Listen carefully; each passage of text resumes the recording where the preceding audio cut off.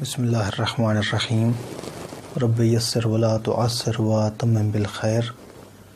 مومنین کرام، 5ویں حدیث امام خمینی رضوان اللہ تعالی علیہ کی کتاب جہل حدیث سے حسد کے متعلق ہے۔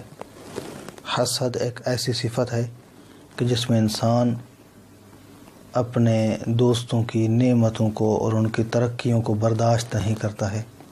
مختلف طبقات کے اندر یہ چیز پائی جاتی ہے۔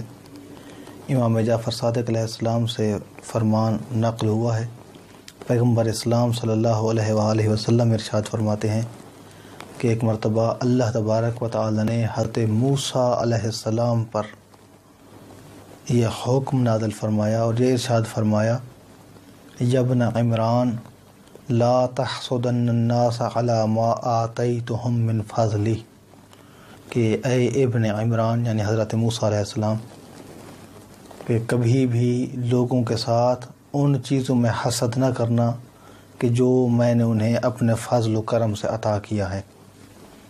وَلَا تَمُدَّنَّ عَيْنَيْكَ إِلَىٰ ذَلِكَ، اور اپنی آنکھیں اس جانب کھینچ کے نہ لے جانا، پھیر پھیر کے نہ دیکھنا ان چیزوں کو کہ جو میں نے اپنی فضل و کرم سے لوگوں کو نعمتیں عطا کی ہیں۔ وَلَا تُتْبِعُ نَفْسَكَ، اور اپنے ذات کو ان کی پیچھے مت لگانا۔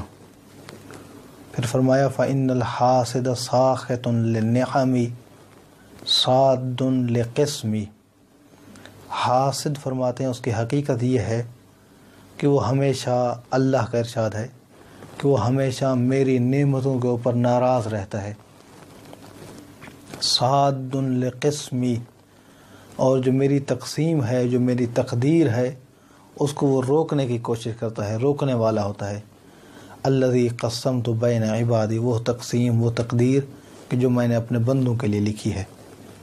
اور ارشاد رب العزت ہو رہا ہے حضرت موسیٰ علیہ السلام کو، پیغمبر اسلام کے واسطے سے نقل ہوا ہے، فرمایا وَمَن یَکُ کَذَلِکَ فَلَسْتُ مِنْہُ وَلَیْسَ مِنِّی، جو بندہ بھی ایسا ہوگا کہ جو دوسروں کی نعمتوں پر اپنی آنکھ رکھے گا یا دوسروں کی نعمتوں کے اوپر حسد کرے گا یا نعمتوں کے اوپر ناراض ہوگا، نہ وہ مجھ سے ہے اور نہ میں اس سے ہوں، یعنی اس کا ہمارے ساتھ کوئی تعلق نہیں ہے، اللہ کے ساتھ اس کا کوئی رابطہ نہیں ہے۔ اور یہ عموماً اس کی وجہ یہ ہوتی ہے کہ یہ ہم طبقہ لوگوں کے اندر ہوتا ہے۔ مثال کے طور پر ایک عالم کو دوسرے عالم کے ساتھ حسد ہو سکتا ہے، ایک طبیب کو دوسرے طبیب کے ساتھ، ایک دکاندار کو دوسرے دکاندار کے ساتھ، ایک ہی طبقے کے لوگوں کے اندر ایک بادشاہ کو دوسرے بادشاہ کے ساتھ، ایک حکومت کے کارندے کو دوسرے حکومت کے کارندے کے ساتھ، یہ ان طبقات کے اندر، ایک ہی طبقے کے لوگوں کے اندر یہ بہت ہی زیادہ پایا جاتا ہے۔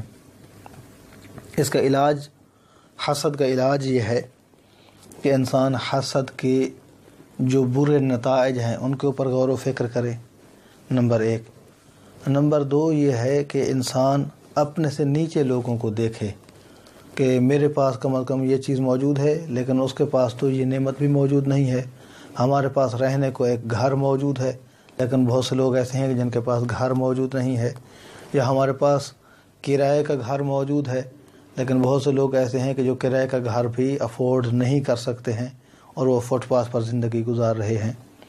اور اسی طرح سے ہر بندہ اگر اپنے سے نیچے بندے کو دیکھے گا تو حسد نہیں ہوگا۔ ایک علاج یہ بیان کرتے ہیں علماء اخلاق حسد کا۔ دوسرا جو ایک نقطہ تنبیہ کی جانا چاہیے جس کے اوپر، وہ ہے والدین کے حوالے سے۔ والدین کو چاہیے کہ اپنی اولاد کے درمیان برابری کریں تاکہ ان کے درمیان یہ حسد جیسی بیماری پیدا نہ ہو۔ دعا ہے کہ اللہ کی ذات ہمیں صحیح اسلامی تعلیمات پڑھنے، سمجھنے اور اس پر عمل کرنے کی توفیق عطا فرمائے۔ اپنا بہت سارا خیال رکھیے گا۔ السلام علیکم ورحمۃ اللہ وبرکاتہ۔